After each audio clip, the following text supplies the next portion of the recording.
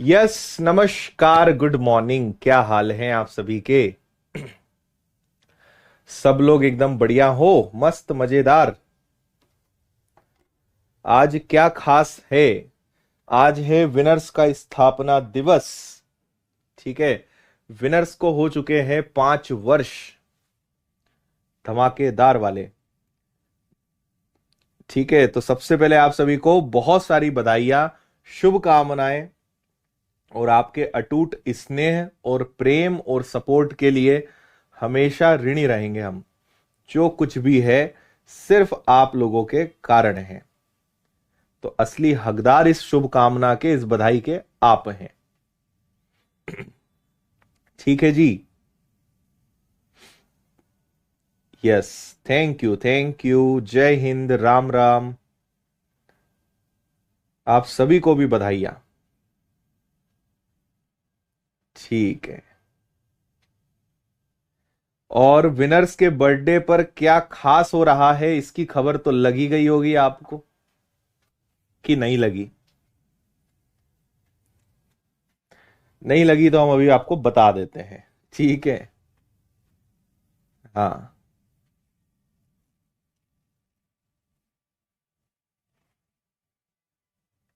Chemo नाचो, thank you जी, thank you.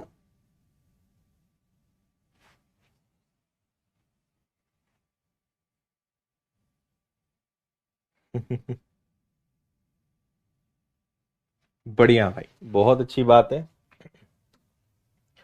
आइए,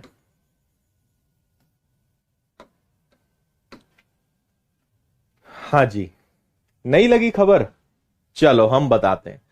देखो, 1 तारीख आज है, लेकिन सेलिब्रेशन हम कुछ दिन बाद करने वाले हैं। 11 दिसंबर को एक भव्य आयोजन रखा गया है, और उस आयोजन में क्या खास होना है उसकी एक झलक आपको दिखा देते हैं। खास तो बहुत कुछ होना है, लेकिन एक झलक आपको दिखा देते हैं, आप समझ जाओगे क्या धमाकेदार चीज होने वाली है। ये देख लो। ठीक है,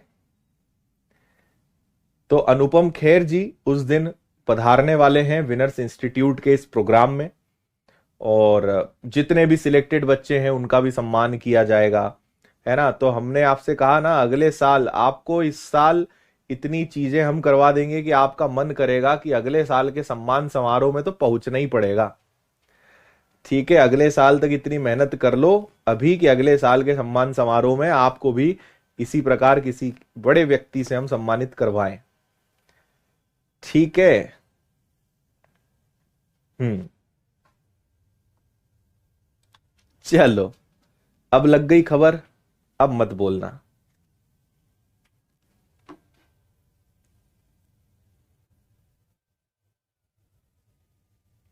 हाँ भैया।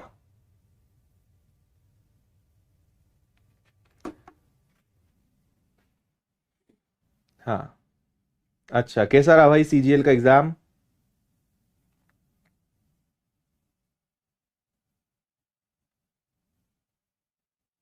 बिल्कुल। भाई अब आपको प्राइम स्टूडियो पहुंचना है, विनर्स के सम्मान समारोह में पहुंचना है ना? अपने मम्मी पापा को खुशी देनी है, खुशी के आंसू आने चाहिए, ऐसा रिजल्ट आपको देना है। कितने टारगेट है आपके पास? हम्म। ठीक है। आज सर्वर डाउन चल रहा है जरा, आज नए बैचेस चालू हुए हैं आज। अभी अभी तो ठीक है, सुबह तो और ज्यादा हालत खराब थी। ऐप ने चारों हाथ पैर ऊंचे कर दिए थे सुबह तो। अभी तो सब ठीक चल रहा है। सुबह अचानक से जो है बहुत भयंकर भीड़ आ गई थी ऐप पर। अभी ठीक है।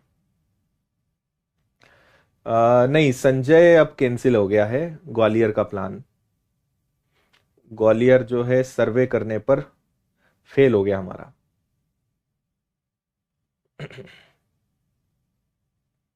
ओके। चलो, एक मेले में किसी दिन 35,000 दर्शक पहुंचे, उनसे रुपए 9,50,000 प्रवेश राशि प्राप्त की गई। यदि प्रवेश शुल्क वयस्क के लिए 40 रुपए और बच्चे के लिए 20 रुपए हो तथा 10% दर्शकों को निशुल्क पास मिला हो तो मेले में कितने बच्चे थे? ठीक है भैया। हम्म। देखो, यहां पे हमें क्या समझना है? पहली चीज ये समझनी है कि 35,000 दर्शक आए, लेकिन उसमें से 10% तो निशुल्क वाले हैं, 10% लोग तो फ्री ऑफ कॉस्ट वाले हैं। तो इसमें से 10% हटाओ, तो इसका 10% अगर हटाओगे तो 3500 चला जाएगा, तो 31,500 आएगा। क्या आएगा? 31,500 आएगा। अब ये जो 31,500 है, ये वो लोग हैं जिन्होंने पैसा दिया, जिन्होंने टिकट खरीदी। इसके अंदर कुछ अडल्ट्स हैं और कुछ चिल्ड्रंस हैं, है ना? अब एक बात समझना, सारे बच्चे जो हैं, सॉरी, जितने भी अडल्ट्स हैं, जितने भी वयस्क हैं, इनमें से हर व्यक्ति ने 40 रुपए दिए।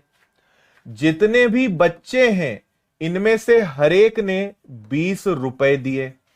लेकिन ओवरऑल सबने कितना दिया भैया? तो मुझे बताओ कि टोटल हमारे पास 9,50,000 रुपए है, जो कितने लोगों ने दिया? 31,500 लोगों ने दिया। हमें नहीं पता कि इसमें से किसने कितना दिया, लेकिन हमें एक बात पता है कि टोटल 9,50,000 में से 31,500 लोगों ने ये दिया है ना? इसको हल कर लेते हैं, क्योंकि एक तरफ वयस्कों की टिकट, एक तरफ बच्चों की टिकट। तो मुझे बताना कि 9,50,000 रुपए 31,500 का एवरेज टिकट क्या निकलेगा? हम क्या निकाल रहे हैं? औसत टिकट का मूल्य निकाल रहे हैं कि एवरेज कितना। ठीक है, तो आपके 2 जीरो से 2 जीरो कैंसिल हो गए। 5 से अगर उड़ाओगे तो 5 से ये जाएगा कितनी बार? 1900 बार। और 5 से ये उड़ेगा कितनी बार? 5 इंटू 6 और 5 इंटू 3, है ना? इससे ज्यादा कुछ नहीं हो सकता है। तो बीच में औसत टिकट जो आएगा वो आएगा 1900/63। 1900/63। अब आपको पता है कि जब भी भिन्न में आए तो जो संख्या है उसका गुणा सब में कर देते हैं, है ना? उसका गुणा सब में कर दोगे। तो यहां 63 है, तो यहां भी 63 का गुणा करिए, यहां भी 63 का गुणा करिए, और यहां भी 63 का गुणा करिए, ताकि ये कट जाए, है ना? तो ये क्या बचेगा? ये बचेगा सिर्फ 1900। यहां जब आप 63 का गुणा करेंगे तो 126, 126 का दुगना 25 20, यहां पे आ जाएगा 25 20। हाँ या ना? अरे 63 का 40 में गुणा करोगे तो यही आएगा क्या, है ना? और 63 का दुगना करोगे तो ये आएगा तुम्हारा 1260। अब कोई दिक्कत नहीं है, अब रेशो बना लो, है ना? तो इनमें कितने का डिफरेंस है? इनमें डिफरेंस है 620 का। इनमें कितने का डिफरेंस है? तो 1900 और 1260 में कितने का डिफरेंस है भैया? 13 यानी 640 का, है ना? ये 0 से 0 गया, 2 से 32 बार कटा, 2 से 31 बार कटा, तो ये मिल गया अपने को अनुपात। ये आ गया अनुपात 32:31। अब इस अनुपात में लोगों को बांट लो, तो 31,500 लोग तुम्हारे पास हैं, इनको बांटो तो ये आ जाएगा कितना? 63। 63 से भाग दोगे तो 1 बराबर 63 का ये 5 गुना है, तो 1 की वैल्यू कितनी आ गई? 1 की वैल्यू 500 आ गई। अब अगर 1 की वैल्यू 500 है तो आपसे बोला है बच्चे कितने हैं मेले में, है ना? तो बच्चे यानी 31 का गुणा करना पड़ेगा, तो 31 का 500 में गुणा करोगे तो बच्चे आएंगे कितने? 15,500 बच्चे हैं। ये आपका आंसर है, 15,500।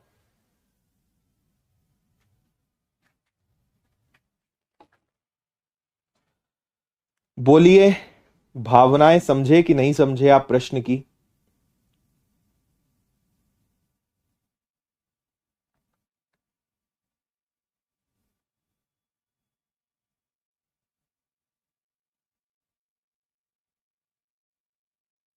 हाँ,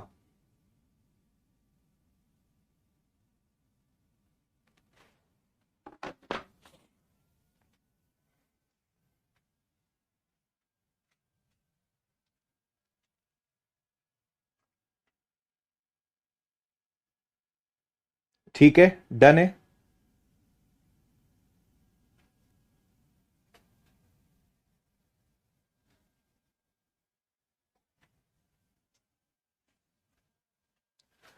₹35,000 का 10%, ये तो फ्री वाले लोग हैं ना, इन्होंने तो पैसा दिया ही नहीं, पैसा तो इन लोगों ने दिया। कितना दिया? 9,50,000। तो ये हमने एक एवरेज टिकट निकाला, है ना? अडल्ट्स ने 40 दिया था, बच्चों ने 20 दिया था, और ओवरऑल कितना आया था? 1200/63। तो 63 का मल्टीप्लाई इन दोनों में और इसमें करेंगे तो 1900 आएगा। ये आ गया आपका रेशो। 31,500 को 63 से डिवाइड कर दो, और 31 बच्चों की संख्या पूछी है, 31 से मल्टीप्लाई कर दो, 15,500। आ जाओ आगे।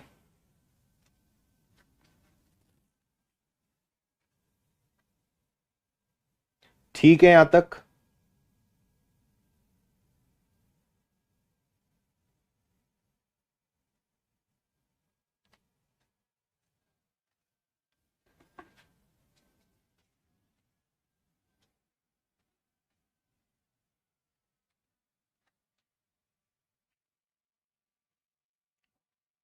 पढ़िए इसको अच्छे से।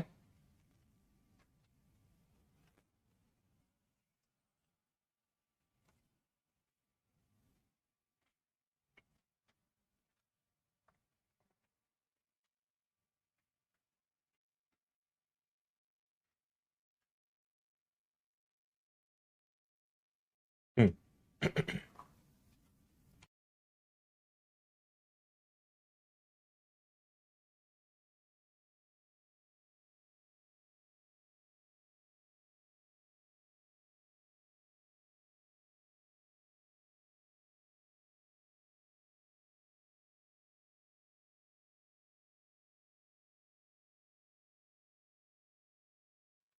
चलो देखें। करण अपने वेतन का 20% भाग खाने पर व बकाया राशि का 30% भाग किराया देने पर खर्च करता है, जबकि चरण अपने वेतन का 30% खाने पर बकाया राशि का 20% किराया देने में खर्च करता है। अगर चरण का वेतन करण के वेतन से 50% अधिक है तो बताइए दोनों में से किसका किराया अधिक है और दूसरे से कितना प्रतिशत अधिक है ना? ध्यान से सुनना। यहां पे एक बात समझे, चरण का वेतन करण से 50% ज्यादा है। एक है चरण और एक है करण।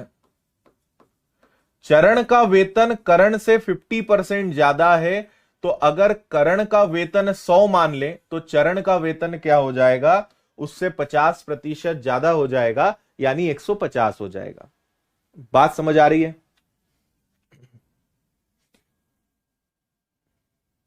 ठीक है, आगे देखिए। करण अपने वेतन का 20% खाने पर देता है, तो 20% खाने पर दे दिया तो बचा 80, है ना। और बचे हुए का 30%, बचे हुए का 30%, तो 80 का 30% निकालोगे तो 24 रुपए किसका क्या देता है? किराया देता है, रेंट देता है। वही आ जाओ चरण, तो चरण 30%। अब देखो 30%, 150 का अगर 30% निकालोगे तो 45 रुपए तो वो खाने पर दे देता है, और बचे हुए का 20% किराया देता है। तो बचे हुए का 20%, तो 105 का 20% क्या आएगा? 21 रुपए, ये किराया दे रहा है ना भैया। तो बोल रहे हैं किसका किराया अधिक है और कितना ज्यादा। किसका किराया ज्यादा है? ज्यादा किराया कौन दे रहा है? करण। करण 24 दे रहा है, ये 21 दे रहा है। तो किसका किराया अधिक है और दूसरे से कितना ज्यादा अधिक है? तो करण ज्यादा किराया दे रहा है 3, किससे ज्यादा दे रहा है? चरण से, यानी 21 से 3 ज्यादा दे रहा है, मल्टीप्लाई बाय 100, 7 आया। और 7 का मतलब होता है 14.28। तो 14.28% किराया ज्यादा दे रहा है। कौन ज्यादा दे रहा है? करण। ये आपका आंसर है।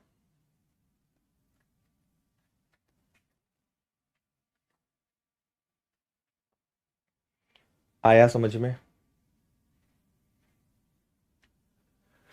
किसका किराया अधिक है और दूसरे से कितना अधिक है, मतलब चरण से कितना अधिक है। तो चरण से ज्यादा है 3, और चरण से कितना ज्यादा है? दूसरे से, इसलिए नीचे 21 रखेंगे, 21 रखेंगे।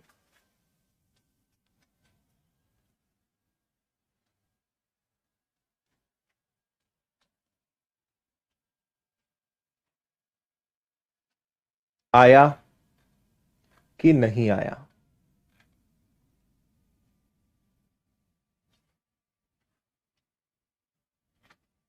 ठीक है, दम कुछ नहीं था, बस घुमाया है सवाल को अच्छे से।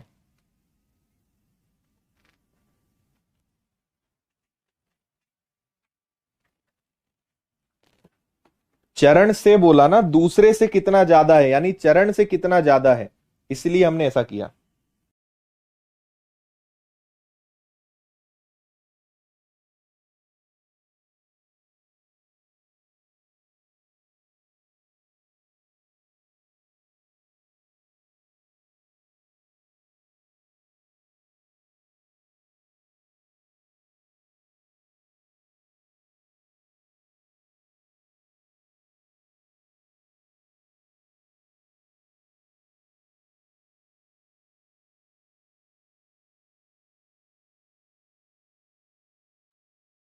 ये वाला सवाल और एकदम लड्डू है।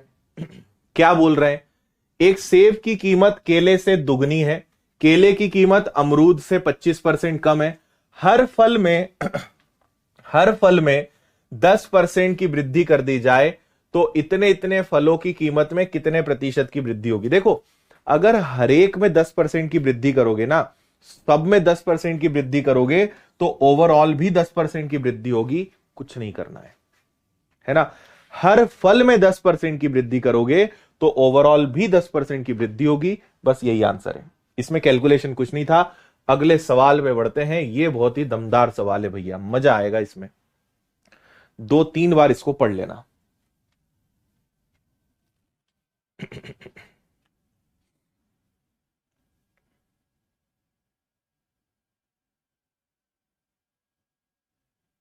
ठीक है,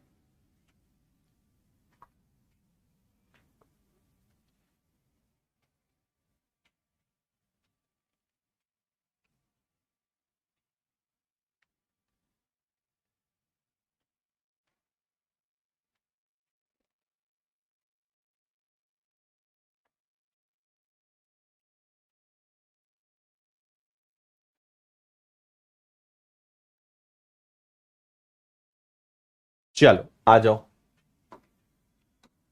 देखना, एक फूल विक्रेता एक विशेष तरीके से बिजनेस करता है। महंगाई बढ़ने पर वह मूल्य को X% बढ़ा देता है और महंगाई जाने पर वह मूल्य X% घटा देता है। एक वर्ष में पहले महंगाई बढ़ी फिर घटी तो एक गुलदस्ते का मूल्य पहले से 162 रुपए कम हो गया, अगले साल भी मूल्य इतना कम हुआ तो गुलदस्ते का वास्तविक मूल्य क्या था। पढ़ लिया आपने सवाल?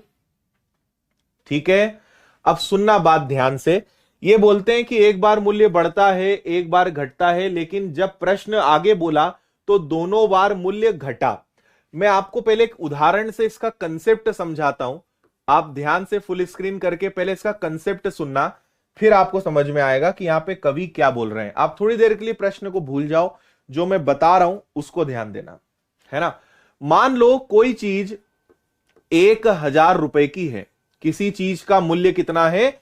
1000 रुपए है। आपने इसमें 20% की कमी करी। क्या करा आपने?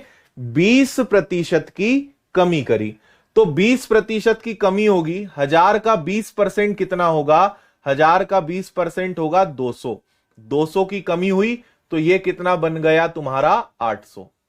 आपने दोबारा से 20% की कमी करी तो 800 का 20% कितना होता है जी? 160 होता है। अगर इसमें से 160 चला गया तो कितना बचेगा? 640। ठीक है, अभी मैंने मन से एक उदाहरण लिया कि मान लो कोई चीज 1000 की है और 20% की उसमें क्या होनी है? कमी होनी है। 20% की कमी हो सकती है यहां पर, है ना। हमने मन से माना 1000 का 20% 200 गया, 800 बचा, 800 का 20% 160 गया, 640 बचा। अब आगे बात ध्यान से सुनना, मैं यहां पे आपको यह समझाना चाह रहा हूं कि इनमें देखना, कमी का कमी देखो, अंतर का अंतर देखो, डिफरेंस का डिफरेंस देखो। इनमें कितने का डिफरेंस है? इनमें डिफरेंस है 40 का। ठीक है भैया, और 40 200 का कितना परसेंट है? 40 200 का, भाई 200 से 160 हुआ तो 40 200 का कितना परसेंट है? तो पता चलेगा कि यह भी कितना परसेंट है? 20% है। मतलब यहां भी कितने प्रतिशत की कमी आई? 20% की। तो कहने का मतलब यह है कि जो कमी यहां होगी वही कमी यहां होगी, वही कमी यहां होगी। 1000 को 800 बनाया, 20% की कमी। 800 को 640 बनाया, 20% की कमी। 200 कम हुआ, 160 कम हुआ, इसमें भी 20% की कमी। तो यहां, और ये आगे बढ़ता जाएगा ना, तो अंतर का अंतर वही रहेगा जो एक स्टैंडर्ड रेट यहां पे फॉलो हो रहा है। ये आपको मैंने समझाने के लिए कुछ भी मैंने मन से मान लिया। अब आते हैं अपने क्वेश्चन पे, है ना। उम्मीद है प्रश्न आपने ध्यान से पढ़ा होगा। एक बुके है ना, एक फ्लावर शॉप से आपने एक बुके खरीदा, मतलब एक flower shop follows a particular pattern of his business during this and this red rose bouquet. चलो प्रश्न पढ़ लिया, अब मेरी बात सुनना। हमें नहीं पता कि पहले उसका प्राइस क्या था, फिर कुछ परसेंट की कमी होने के बाद उसका प्राइस कुछ आ गया होगा, दोबारा से कुछ परसेंट की कमी होने के बाद उसका प्राइस कुछ आ गया होगा। फिर मुझे एक बात पता है कि यहां से जब यहां देखेंगे, इनके बीच का जो अंतर आएगा, इनके बीच का जो डिफरेंस आएगा, उसकी वैल्यू भी कुछ होगी। मान लो यहां पे ए आएगा और इनके बीच का जो अंतर आएगा वो बी आएगा, लेकिन इन दोनों में जो परसेंटेज आएगा वो भी सेम आएगा, वही परसेंट यहां रहेगा। इसी चीज को मैंने यहां लिख दिया, कंसेप्ट को कॉपी कर दिया, है ना। तो यहां जो परसेंट है, यहां जो परसेंट है, वही परसेंट यहां आएगा। अब मजे की बात यह है कि एक गुलदस्ते का मूल्य 162 रुपए कम हुआ, मतलब आपको पता है यहां पर 162 रुपए की कमी आई। और अगर यही चीज को यहां देखें तो यहां पे 147.42 रुपए की कमी आई, है ना। अब सोचो, यहां 200 था, यहां 160 था, यहां 162 है, यहां 147.42 है, तो जो परसेंट की कमी यहां हुई थी वैसे ही हम यहां भी कैलकुलेट कर सकते हैं। भाई पहले वो 160 था, बाद में 147.47 हो गया, 42 हो गया, तो कितने का डिफरेंस इन दोनों में? हमें बस ये परसेंटेज की कमी निकालनी है ना। तो यहां पे अगर इसको मैं 148 मान लूं तो इन दोनों में जो डिफरेंस है इट इज 14.58, 14.58% की कमी है। 162 पर, और इसको मल्टीप्लाई करेंगे हम 100 से, 100 से गुणा करेंगे, 2 जीरो से 2 जीरो कट जाएंगे, और 16 इंटू 9 दूनी 18, ये एग्जैक्ट 9 बार कटेगा।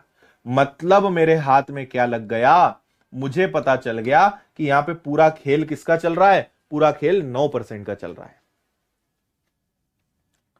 ठीक है, मतलब यहां पे जो परसेंटेज फॉलो हो रहा है वो 9% है।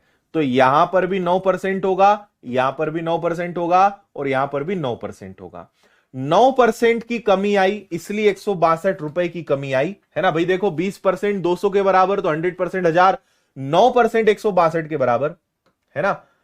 9% 162 के बराबर, तो 162 अगर 9%, तो 100% कितना, तो ये आ गया 9 एकम 9, नम और 8 72, यानी जो बुके है वो 1800 रुपए का है। This is your answer.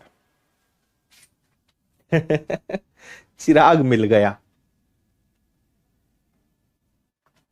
आया मजा।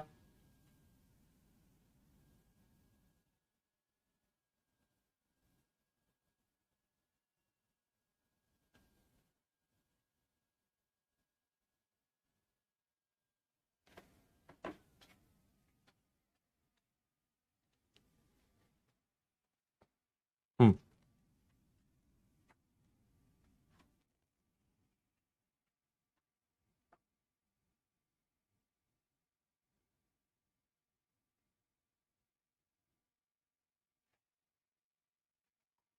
क्लियर, मजा आया कि नहीं आया। बात इतनी सी थी कि जो परसेंटेज का डिक्रीज यहां हुआ है, इनमें डिफरेंस है 14.58 का, 162 पे कमी आई 9%। तो एक्स का 9% कैलकुलेट किया होगा तभी तो 162 आया होगा। इस एक्स का 9% निकाला होगा तभी तो 162 आया होगा। तो 9% 162 के बराबर है, तो 100% कितना, तो मतलब जो बुके की प्रीवियस वैल्यू थी वो कितनी थी, वो आपकी 1800 थी। मौजा आया, मौज हो गई। ये सब ऊपर ना बस कंफ्यूज करने के लिए दिया है कि इन्फ्लेशन और कमी और वृद्धि कोई काम का नहीं था ये। ठीक है, आ जाओ आगे। इंक्रीज करा ही नहीं, उसने बोला कभी इंक्रीज होता है कभी डिक्रीज, लेकिन बाद में तो डिक्रीज करके बैठा है वो, तो वो किसी काम का नहीं था। ठीक।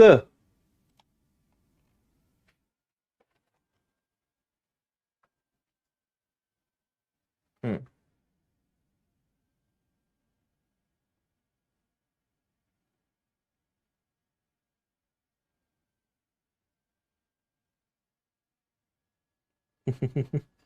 मजा आया ना। चलिए इसको देख लीजिए।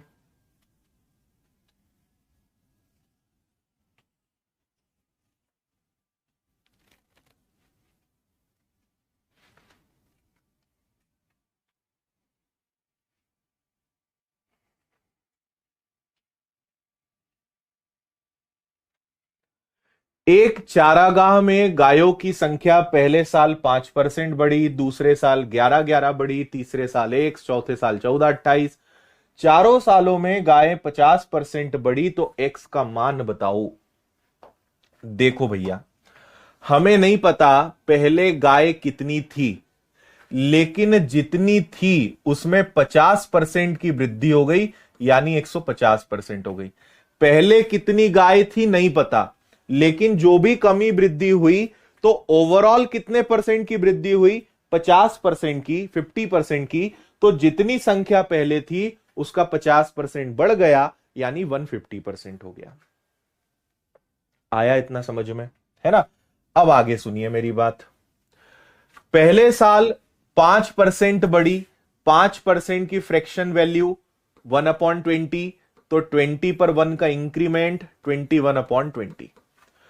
दूसरे साल 11-11 बढ़ी, 11.11% का मतलब क्या होता है, 11-11 का मतलब होता है 1/9, 9 पर 1 की वृद्धि हुई तो 10/9 हो गई।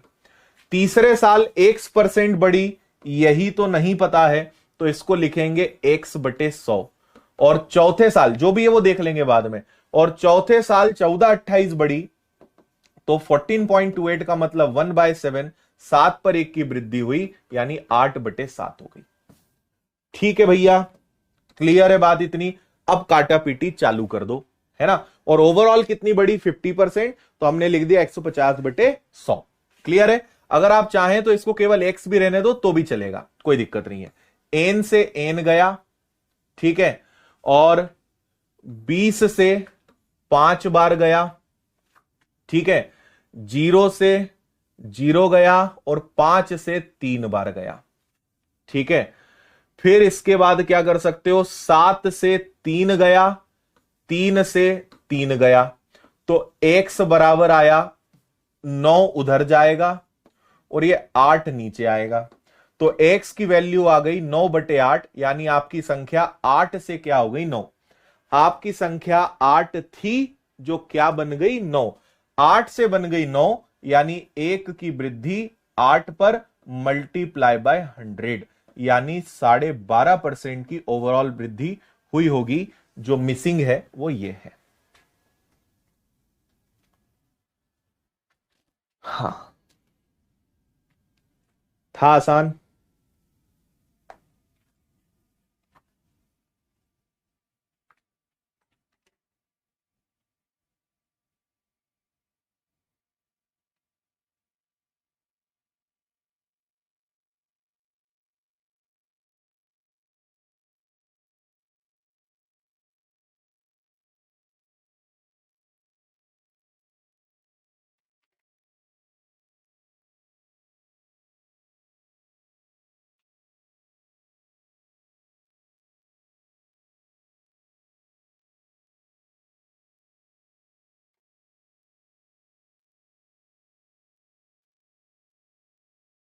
एक बार और समझा देते हैं। पहले नंबर ऑफ काउस क्या थे नहीं पता, बाद में 50% बढ़े, तो जितनी थी उसकी 50%। पहले 5% का इंक्रीमेंट हुआ, 5 की फ्रैक्शन वैल्यू 1/20, 20 पर 1 बढ़ गया 21/20।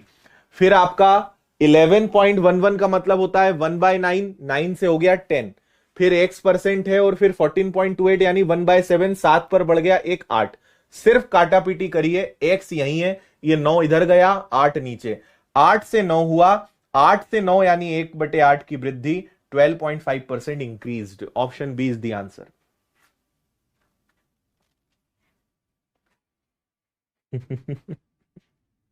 हेमंत बोल रहे हैं कि 140 क्वेश्चन को घमंड हो रहा था कि कोई सॉल्व नहीं कर सकेगा, उसको पता नहीं है कि किसके सामने आया है वो।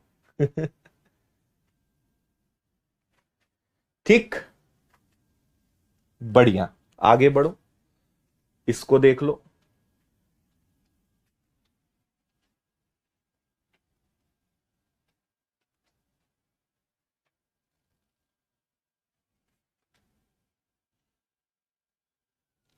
काटा पीटी अच्छे से करके देखना, समझ जाओगे।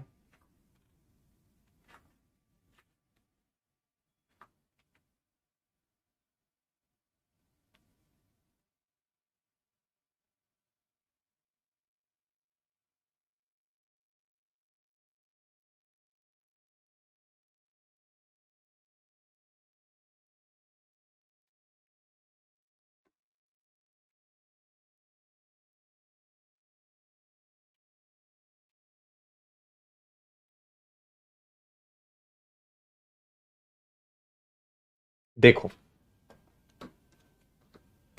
ए और बी दो वृत्त हैं, ए की परिधि बी की परिधि से 50% ज्यादा है।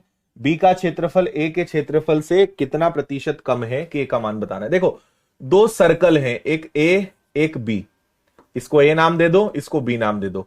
परिधि को इंग्लिश में बोलते हैं सरकमफेरेंस, यानी उसकी बॉर्डर, उसकी बाउंड्री, है ना।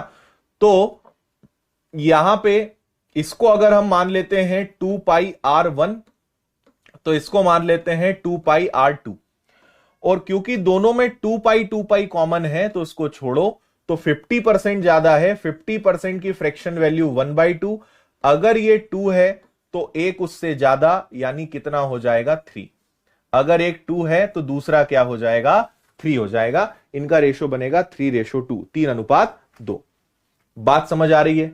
तो तो आपको पता चल गया कि इनकी त्रिज्या, इनकी रेडियस का रेशो जो है वो 3:2 है। तो क्षेत्रफल का अनुपात क्या बनेगा?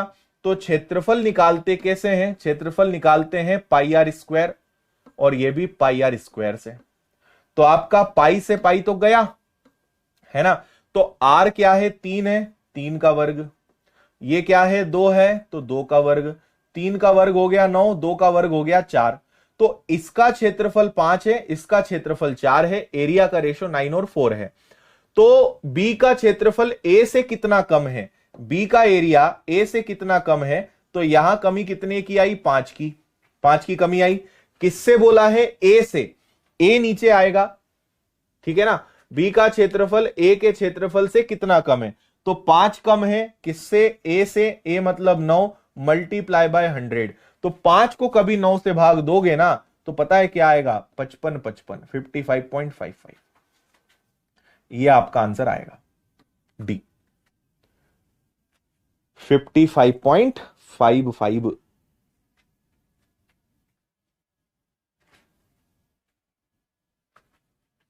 अगला टॉपिक कौन सा है? अगला टॉपिक है मिक्सचर एलिगेशन।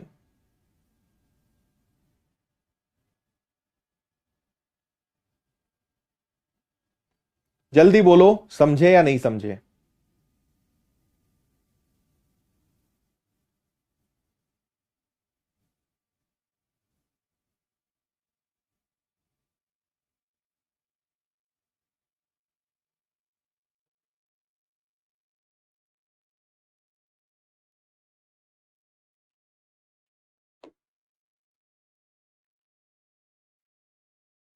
ठीक है। सरकमफेरेंस में 2 पाई तो कॉमन है, तो यही रेडियस का रेशो है। 50% ज्यादा, ये 2 है तो ये 3। इसी को यहां रखना था। 3 का स्क्वायर 2 का स्क्वायर, 9:4 है। 4 से 9 और 4 का डिफरेंस 5। ए से कंपेयर करना है तो 9 नीचे रखेंगे, मल्टीप्लाई बाय 100।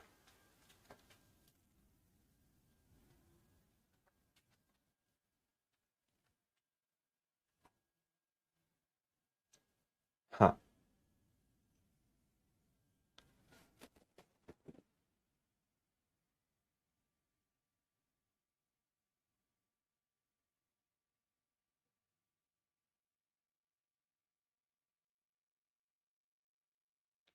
ठीक है। आलोक के पास कुछ संतरे हैं, वह हर संतरे को 2 रुपए में बेचता है। काजमी ने 25% संतरे खरीद लिए, संदीप ने बाकी में से 1/3 संतरे खरीद लिए, मोहित ने बाकी में से 50% खरीद लिए, पार्थ ने 4 संतरे खरीद लिए, काजमी और मोहित ने कुल 24 रुपए दिए। आलोक के पास कितने संतरे बचे थे? क्या बोलती है जनता?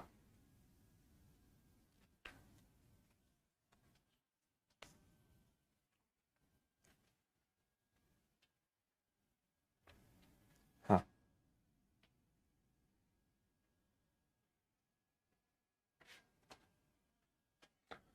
देखो, हर संतरा 2 रुपए का। कौन कौन है? एक तो हो गया काजमी, है ना। संदीप ने बाकी में से 1/3 खरीदे, तो एक हो गया तुम्हारा संदीप। फिर एक हो गया मोहित, है ना। और इसके बाद आखिरी में कौन बचा? आखिरी में बचा आलोक। ठीक है भैया। अब सुनना, काजमी ने 25% संतरे खरीद लिए। हम जानते हैं हर चीज अपने आप में 100% होती है। 25% तो ये भैया ले गए, तो 25 गया, तो बचा कितना? 75, है ना। फिर बाकी में से 1/3 संतरे खरीद लिए, तो बचे हुए का 1/3। तो 75 का अगर 1/3 निकालोगे तो कितना आएगा? 75 का 1/3 कितना आएगा? 25% ही आएगा, है ना। अच्छा, फिर इसमें से 25 चला गया, तो बचा कितना? 50%। फिर मोहित ने क्या करा? बचे हुए का 50%, यानी बचे हुए का आधा। तो 50 का 50% क्या होता है? 25। तो कुल मिला के तीनों ने समान संख्या में संतरे खरीदे, क्योंकि परसेंटेज भी क्या आ रहा है? सेम आ रहा है ना। अच्छा, पार्थ भी है क्या? ठीक है, पार्थ को पहले ले लेते हैं। यहां पे पार्थ को लेते हैं, आलोक तो मेन है, आलोक को छोड़ो। समझे? 100 में से 25 काजमी ले गया, बचा 75। बचे हुए का 1/3 भी 25 ले गया संदीप, बचा 50। बचे हुए का 50% ले गया मोहित, यानी 25। लेकिन इसका यह मतलब नहीं है कि पार्थ के पास भी 25 हो, ऐसा नहीं है। मैं बताता हूं क्यों। क्योंकि पार्थ ने 4 संतरे खरीदे, है ना। पार्थ ने कितने संतरे खरीदे? 4। और ये क्वांटिटी है, 4 नंबर्स उसके पास है, 4 संतरे उसके पास है। अब देखो, काजमी और मोहित के पास 24 रुपए हैं। काजमी और मोहित इनके पास कितने रुपए हैं? 24 रुपए हैं। और एक संतरा कितने का है? 2 रुपए का है। तो इनके पास कितने संतरे हुए? इनके पास 12 ऑरेंजेस हुए, है ना। अगर 12 हुए तो 6 इसके पास होंगे, 6 इसके पास होंगे। देखो आप कैसी चीजें पकड़ में आती है ना। क्या बोला हमने कि 24 रुपए इन दोनों ने दिए, काजमी और मोहित ने 24 रुपए दिए। एक संतरा 2 रुपए का, तो 24 रुपए दिए, यानी 12 संतरे। 12 को बांटो 6 और 6 में, तो 6 इसके पास है, 6 इसके पास है। तो आपको पता चल गया कि 25% की वैल्यू 6 है, तो इसके पास भी 6 होंगे, है ना। अब 6 इसके पास है, 6 इसके पास है, 6 इसके पास है, तो बच रहा है 25%, बच रहे हैं 6 संतरे। लेकिन पार्थ के पास तो 4 हैं, होने चाहिए 6, लेकिन पार्थ के पास 4 हैं, यानी बचे कितने? बचे कितने संतरे भैया? 2 संतरे बचे। तो आलोक के पास कितने बचे? आलोक के पास बचे 2। डी आपका आंसर है। आया मजा?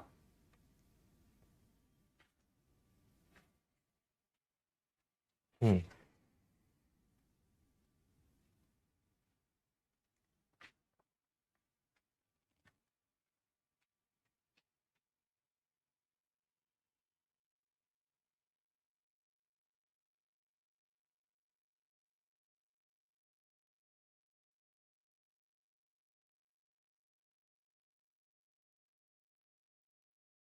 ओके।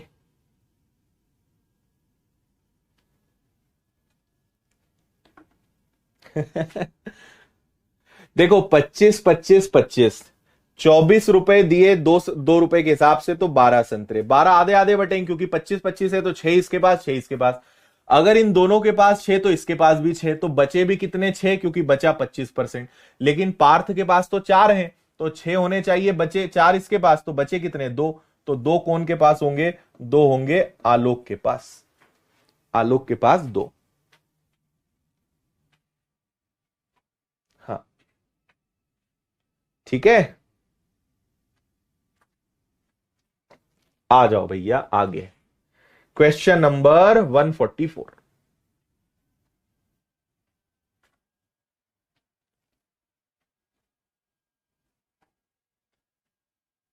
सभी के कमेंट चश्मे में दिख रहे हैं। अच्छा जी, इतनी बारीक नजर है तुम्हारी।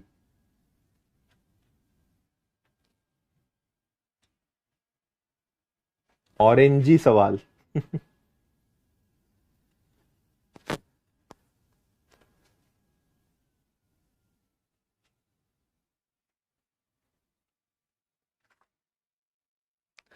संडे को हम एक टॉक सेशन रखने वाले हैं, talk session plus motivational session, तो उससे आप लोग जुड़िएगा।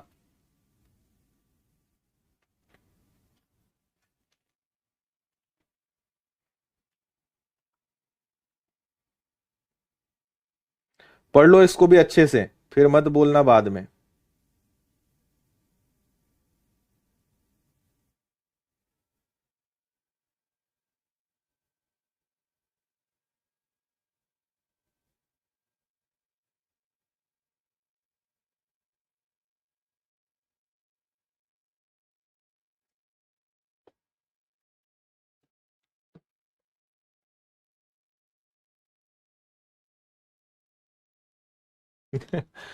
तीन लगातार बढ़ोतरी के बाद एक व्यक्ति की आय शुरुआती आय का 15/12/500 1512 अपॉन 500 हो जाता है।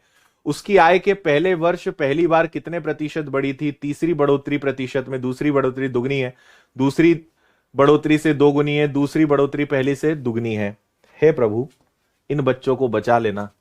देखो 1512/500 उसकी इनकम हो जाती है। इसका मतलब क्या है कि अगर इनकम 500 थी तो कितनी हो गई, 1512 हो गई। 1012 की वृद्धि हुई 500 पर, मल्टीप्लाई बाय 100। इनकम 500 थी, 1512 हो गई, यानी 1012 की वृद्धि हुई 500 पर। 500 से ये हुआ ना, डिफरेंस है 1012 का, इसको परसेंटेज में कन्वर्ट करो तो 5 का दुगना 10 और 12 का दुगना कितना, 24, तो 202.4% की वृद्धि हुई है, हाँ या ना। 202.4% की वृद्धि हुई है, समझ गए। अब देखो खेल आगे। अब आपको इसके आगे हिट एंड ट्रायल मारना पड़ेगा, आपको ऐसा परसेंटेज सोचना पड़ेगा कि जो 3 बार की वृद्धि होने के बाद कुछ ऐसा परिणाम दे दे। मान लो पहले साल, अगर पहला ऑप्शन उठाते हैं कि पहले साल 15% की वृद्धि हुई है ना, तीसरी बढ़ोतरी दूसरे से दुगना, दूसरा पहले से दुगना, ठीक है। पहले साल 15 तो दूसरे साल 30 तो तीसरे साल 60, डबल होते जा रहा है।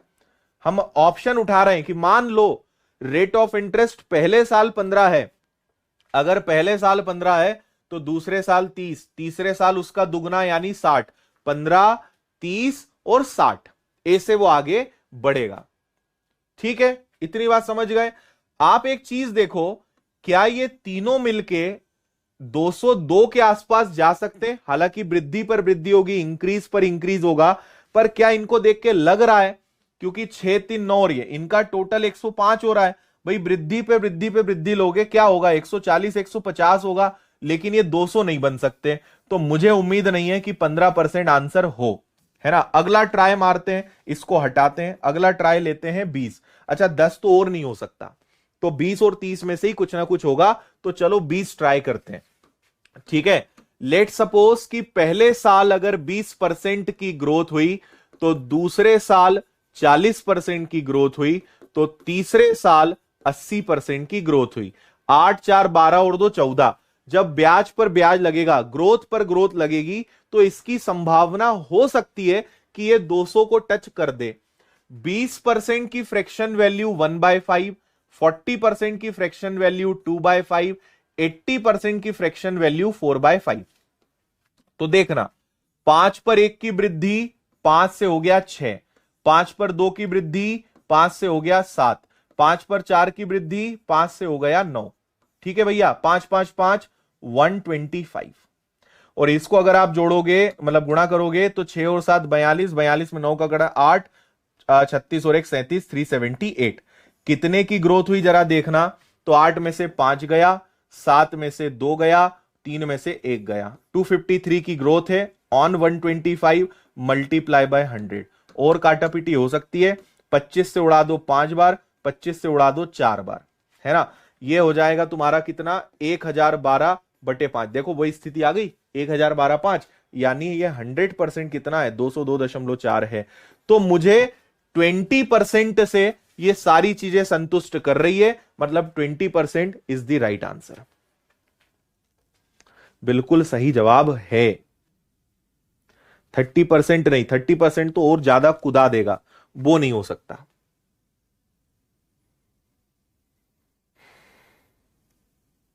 समझे।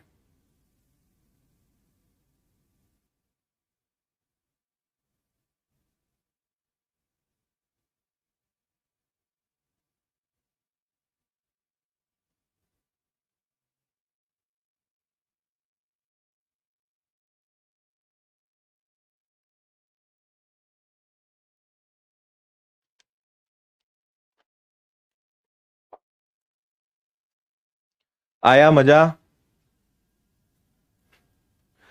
क्या है, हर जगह हर चीज नहीं लग सकती आपको, मतलब रावण जैसे 8 9 दिमाग लेके घूमना पड़ेगा, है ना। कहीं पे मेथड, कहीं पे एक्स, कहीं पे लॉजिक, कहीं पे ऑप्शन, कहीं पे 2 3 चीजों का मिक्सचर। जैसा प्रश्न वैसा आपको तीर छोड़ना पड़ेगा, है ना। और ये चीजें प्रैक्टिस से आने लगती है। आप बोलोगे सर हमारा दिमाग कैसे चलेगा कि यहां ऐसा कुछ करना था, ये सब चीजें प्रैक्टिस से आती है। सीखेंगे, प्रश्न लगाएंगे, प्रैक्टिस करेंगे, चीजें बनने लगेंगी। हाँ,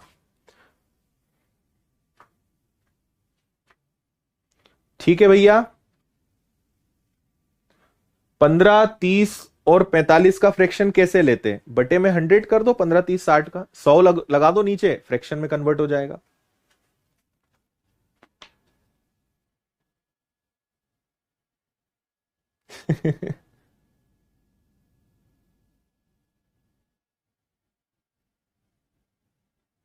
आया मजा? सर तुम्हारा दिमाग मुझे दे दो, ले जाओ भैया, अगर ऐसी कोई टेक्नोलॉजी हो तो वो भी ले जाओ। ठीक, जैसा माथा वैसा टीका। चलो ये वाला क्वेश्चन कर लेते हैं, चलो एक सवाल और कर लेते हैं। एक रिपोर्ट में 20 पेज है, हर पेज में 55 रेखा, हर रेखा में 65 अक्षर। देखो एक पेज है, सॉरी 20 पेज है, हर पेज में 55 लाइन, हर लाइन में 65 अक्षर। अगर इस रिपोर्ट को लिखना हो तो कितने पेज हो, हर पेज में 65 रेखाएं और हर रेखा में 110 अक्षर, तो कितने प्रतिशत कम पेज का इस्तेमाल होगा? सवाल कुछ भेजे में गया तुम्हारे? हाँ, 20 पेज, हर पेज में 55 लाइन, हर लाइन में 65 अक्षर। कितने पेज हो कि उसमें 65 लाइन्स और हर लाइन में 110 अक्षर हो, तो इससे पेज की संख्या पता चलेगी। तो 65 से 65 गया, 55 से 2 बार गया, 2 से ये 10 हो गया। पहले 20 पेज थे, बाद में 10 हो गए, तो 10 पेज कम हो गए 20 पर, मल्टीप्लाई बाय 100, यानी 50% पेज कम हो गए। ये तुम्हारा आंसर है, 50%।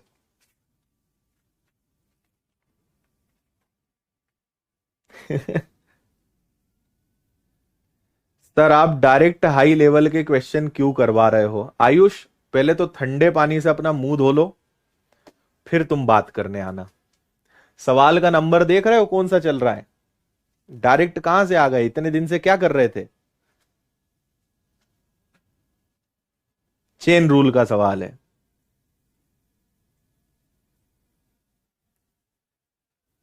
हम्म।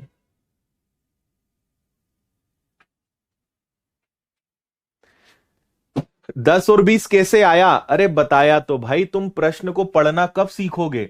कितने प्रतिशत पेज कम इस्तेमाल हुए? पहले तुम 20 पेज इस्तेमाल कर रहे थे और अब तुम 10 पेज इस्तेमाल कर रहे हो, है ना? पहले 20 पेज लग रहे थे, पहले 20 पेज लग रहे थे, अब 10 पेज लग रहे हैं, तो 10 पेज कम हो गए ना, 20 पर कमी आई, 50% पेज कम लग रहे हैं। हम्म।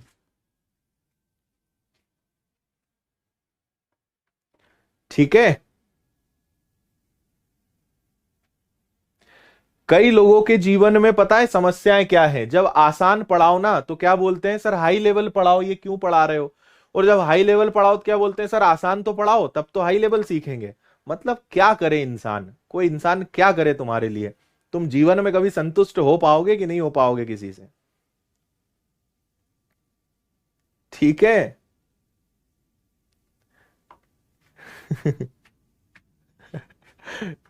सरिता बोल रही है सर आप मेकअप करके आते हैं क्या? हाँ सरिता, हमारा एक मेकअप मैन है, वो 2-1 घंटे पहले मेकअप करता है, फिर हम क्लास लेने आते हैं।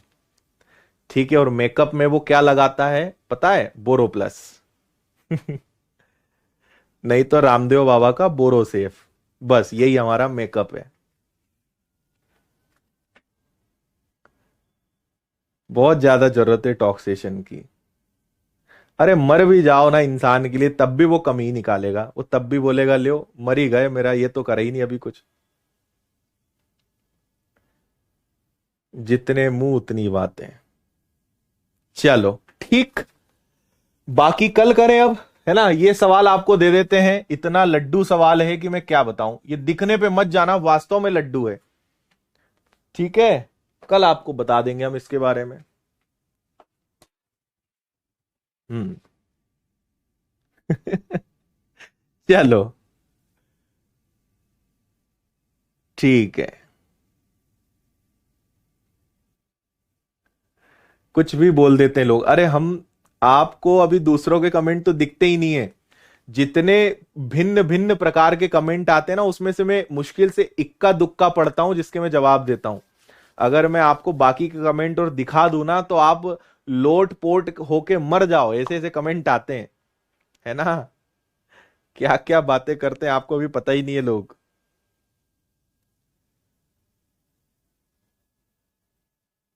बाबा, अब देखो, अब बाबा रामदेव का प्रोडक्ट मत लेना, आप क्या करें, अरे मजाक भी तुमसे सहन नहीं होती है। चलो भैया, मिलते हैं कल अपने समय पर। तब तक के लिए खुश रहिए, मस्त रहिए, मुस्कुराते रहिए, मेहनत करते रहिए। बहुत बहुत धन्यवाद। Take care.